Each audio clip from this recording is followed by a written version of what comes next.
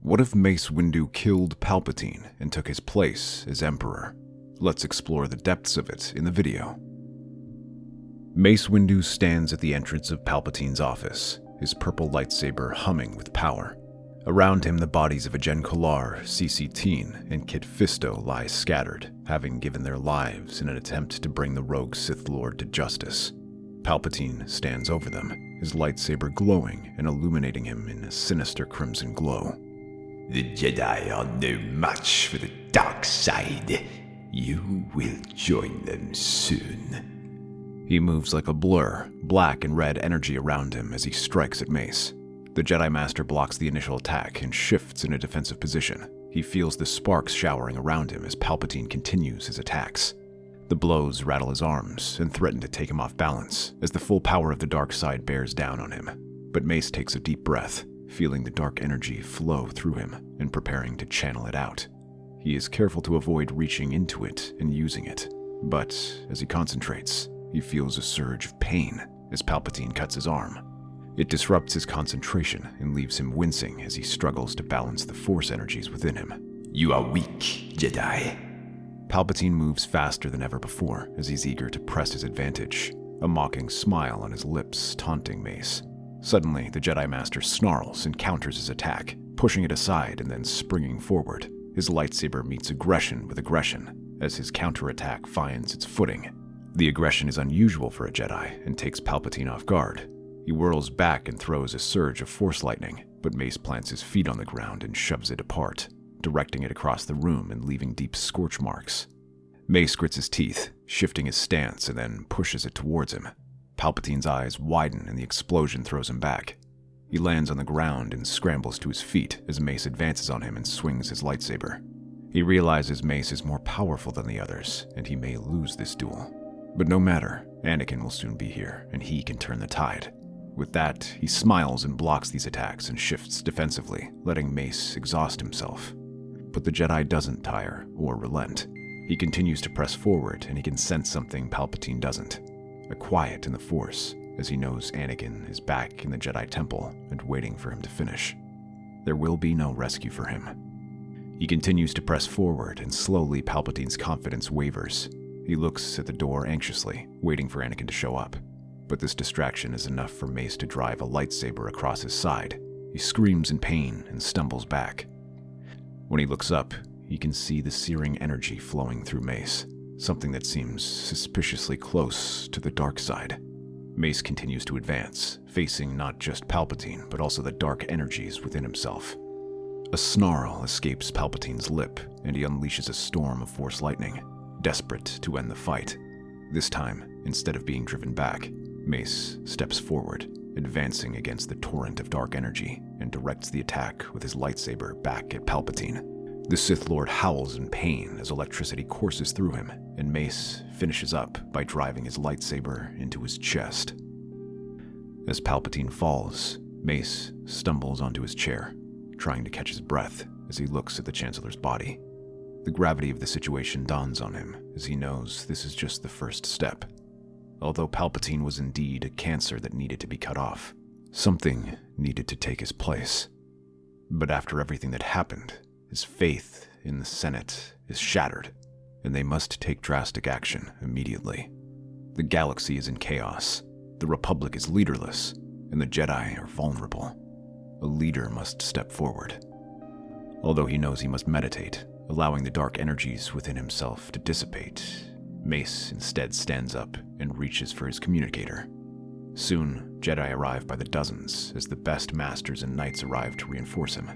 They are accompanied by clone units loyal to them, including his 187th Battalion. Among these troops is Anakin. Mace takes the time to walk over to him and place a hand on his shoulders. Now is as good a time as any for apologies, Skywalker. You were right all this time, and we were blind to it. We couldn't see the darkness building within our capital, as the Jedi were blinded by their duties to the Senate, as I was blinded. Thank you, Master Windu. I'm grateful to hear this from you. I want you to know I am loyal to the Jedi. Good. Because right now we stand at the crossroads of a great change, and we have the potential to change this galaxy. I need to know you are with me. I am. Master. Good. Now, let's face the Senate. With a group of hand-picked Jedi, Mace makes his way inside the Senate halls, which are in chaos, wondering what happened to the Chancellor. As Mace arrives, he gestures for silence and reveals everything. I stand before you with troubling news. The Chancellor is dead. Chancellor Palpatine is a Sith Lord who attempted to usurp the government. The wounds you see on me are a result of me attempting to stop him. He raises his arms and allows them to see the cuts and burns that cover his robes. Many senators stare in disbelief. This was the closest our Republic has come to destruction, but I shall not allow it to happen.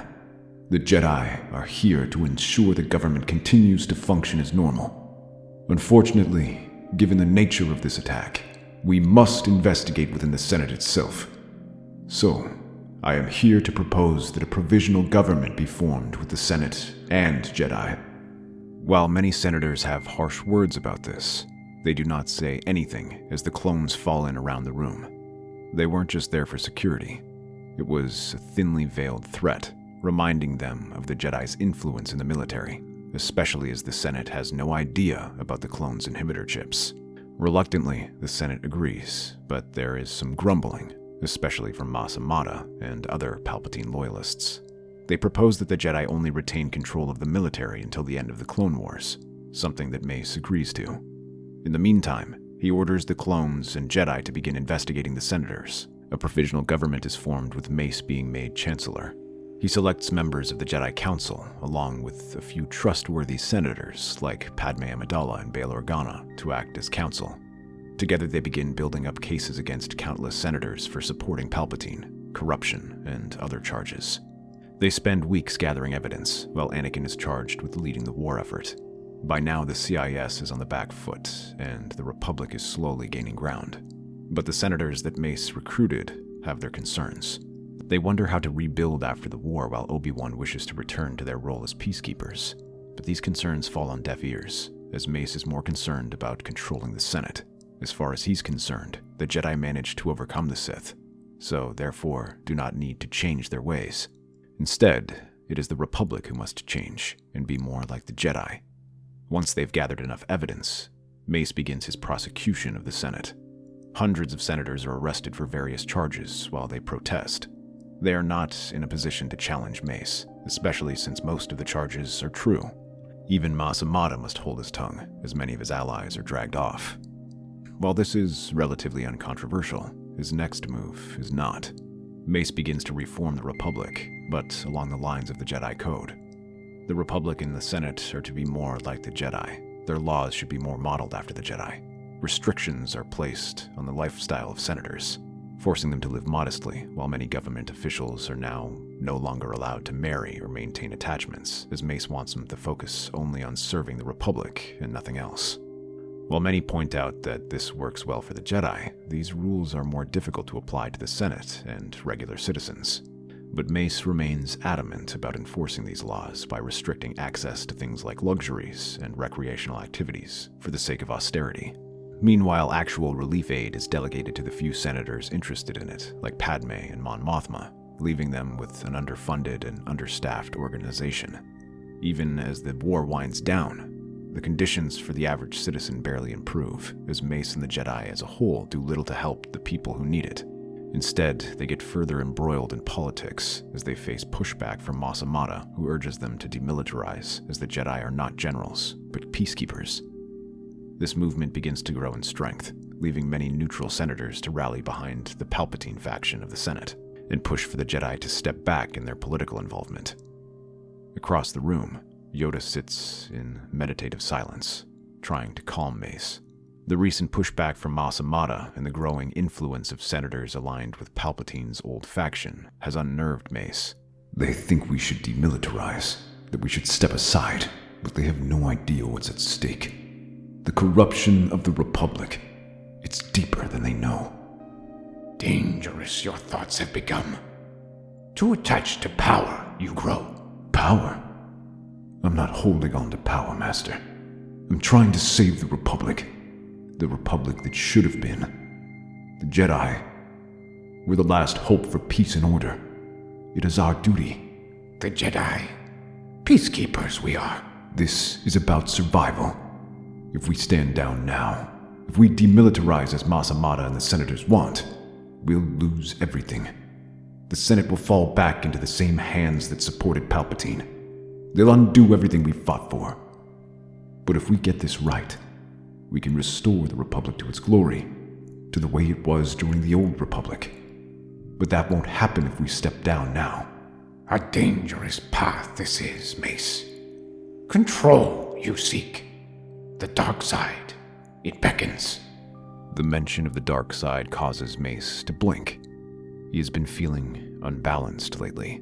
The call of the dark side has been getting stronger since he defeated Palpatine, partly because he has barely any time to meditate and calm himself. But he thinks little of that now. There will be time for that later. Instead, he marches off to the Senate to give his speech. The grand convocation chamber is packed as senators from across the galaxy fill their pods. Many are uncertain about why Mace Windu has called this emergency meeting. At the center of the room, Mace stands alone, lightsaber at his side. He looks around the chamber, scanning the faces of the senators. Mas Amedda sits with a contingent of Palpatine's former supporters, his gaze sharp and judgmental. Padme Amidala is there too, her expression cautious, worried. The Republic is broken. For years we have watched corruption fester within these very walls. We have seen the Senate, the body meant to represent the people, become a tool for tyrants and manipulators. Palpatine exploited it, twisted it, and nearly destroyed everything we stand for. And now those who once supported Palpatine, those who stood by while he corrupted this republic, are calling for the Jedi to demilitarize, to step aside. They claim that we are peacekeepers, not generals. But I ask you, who will defend the people? Who will ensure that corruption does not take root once again? The chamber falls silent as Mace's voice rises. A few of Palpatine's supporters begin to shout their dissent, but they are quieted with a harsh look. The Jedi are the last line of defense against chaos. We cannot, will not stand down. We will not leave the Republic to fall into the hands of those who would see it destroyed. Master Windu, this is not the way. You cannot turn the Jedi into the very thing we fought against. We must trust the Senate. We must work together. Trust the Senate? The same Senate that allowed Palpatine to seize control? This isn't how we restore democracy. If you take this path, you'll destroy everything we've worked for. Senator Amidala, you are one of the few allies I still trust. Don't jeopardize that.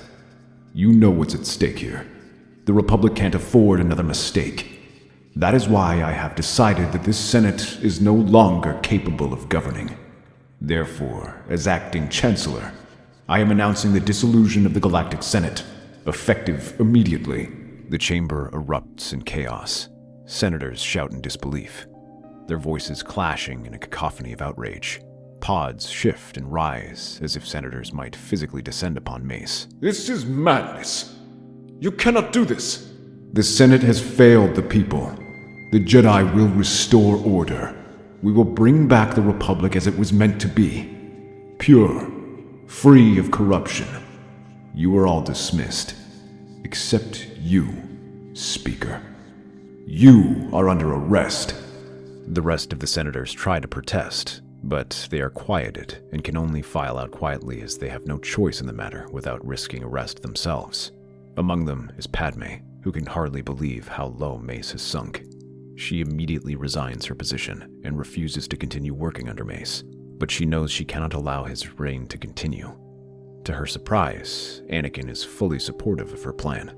Although he initially backed Mace, he can also see the growing turmoil in the Republic and how they are only making the situation worse. While he was glad to go after corrupt senators, they are leaving entire worlds in ruin in pursuit of victory without actually trying to help people. He thinks back to Ahsoka and knows she would never approve of this.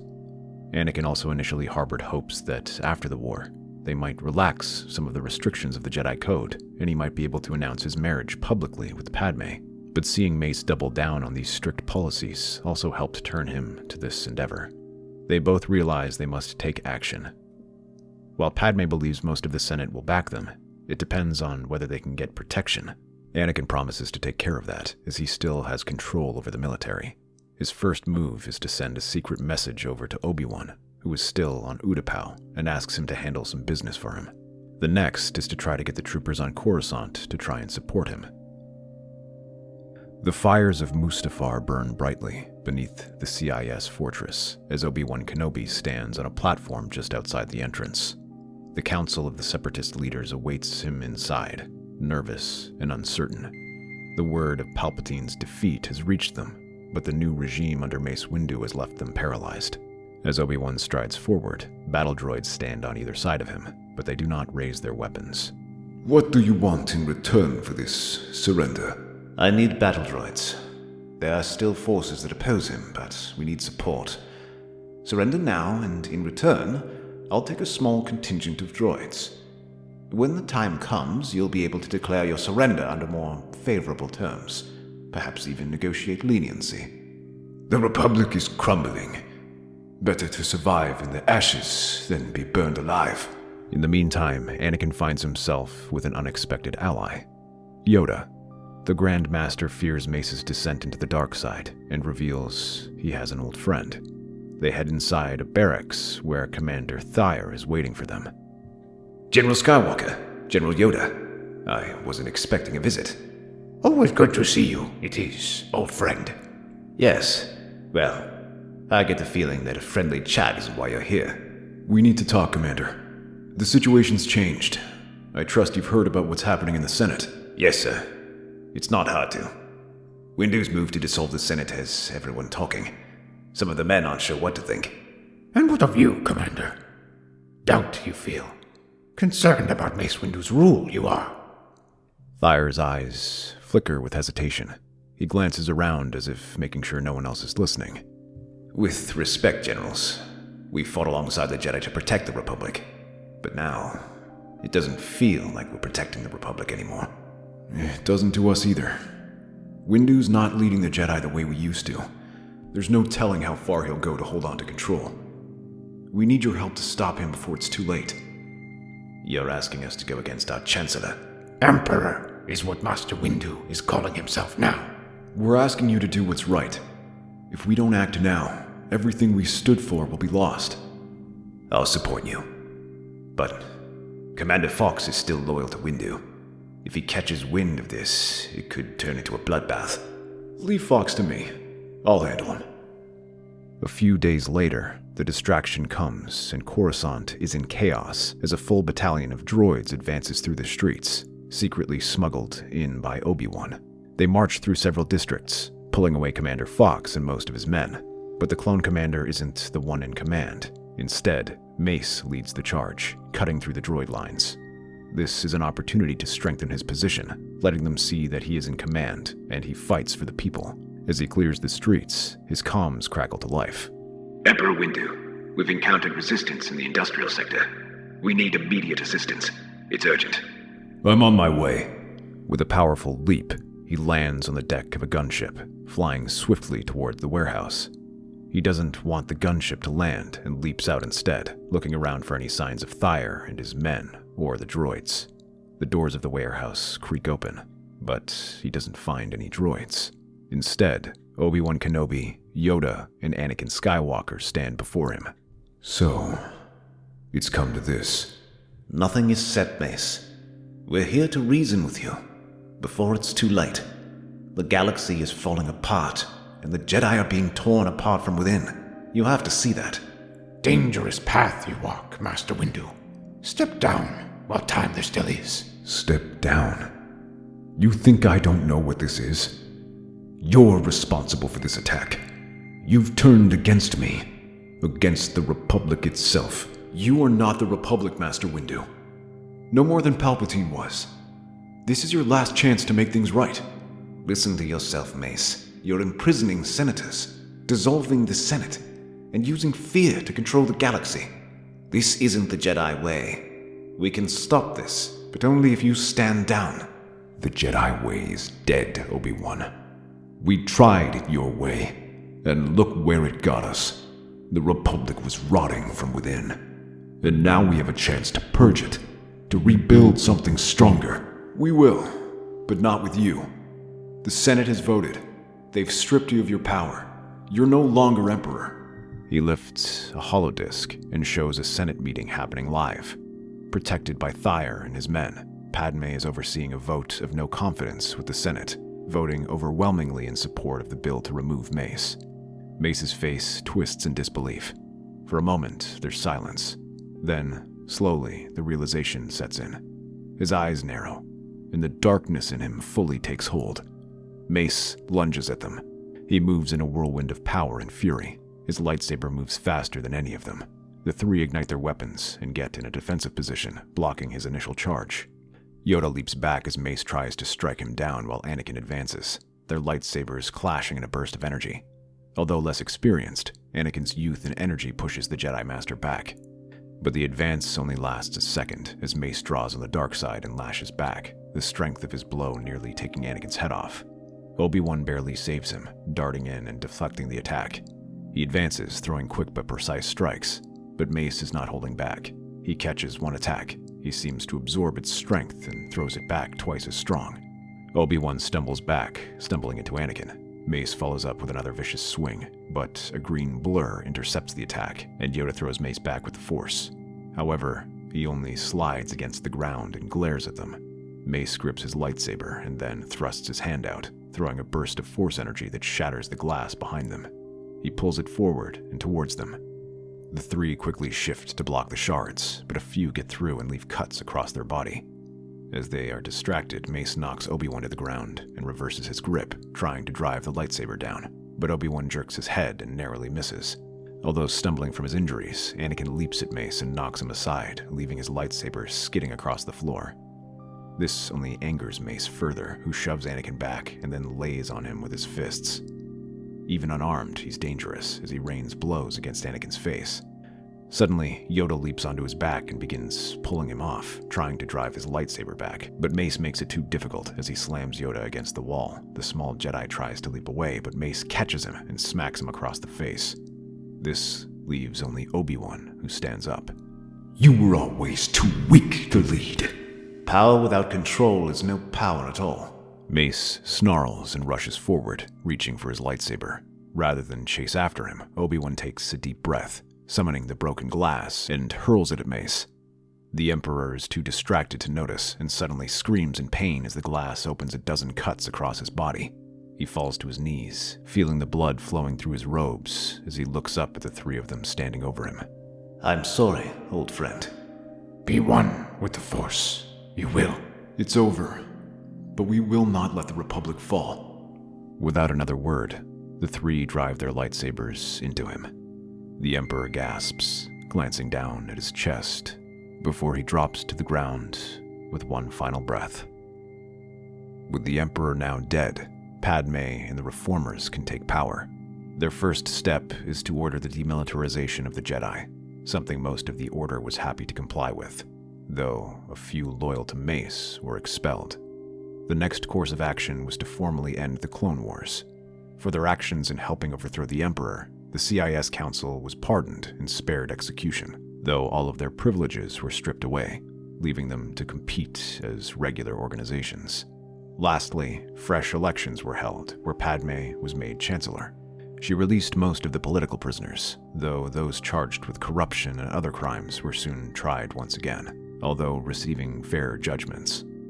This allows the Republic to leave the Clone Wars on more solid foundations as it begins the process of rebuilding. That's our theory. The Star Wars universe is a galaxy filled with exciting stories and possibilities, and we love exploring them. If you want to accompany us on this journey to a galaxy far, far away, then please like, share, and subscribe to our channel.